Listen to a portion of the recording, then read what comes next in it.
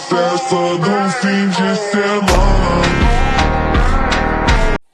ನಮಸ್ತೆ guys, welcome back to the trick analysis with Jayu YouTube channel. ಇವತ್ತಿನ ವಿಡಿಯೋದಲ್ಲಿ qualification scenario ನೋಡೋಣ.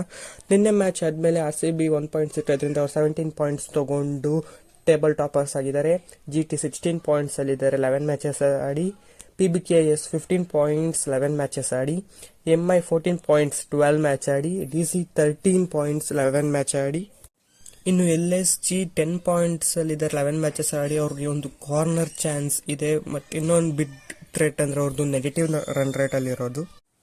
ಇನ್ನು KKR, SRH, RR, CSTR out of the tournament, ಅದೇ ಎಲ್ಲರಿಗೂ ಗೊತ್ತೇ ಇರುತ್ತೆ.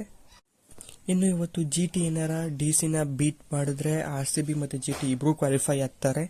ಮತ್ತೆ GT DC ನ ಬೀಟ್ ಮಾಡಿ PBKS RR ಬೀಟ್ ಮಾಡಿದ್ರೆ RCB, GT ಅಂಡ್ PBKS 3 ಜನ ಕ್ವಾಲಿಫೈ ಆಗ್ತಾರೆ.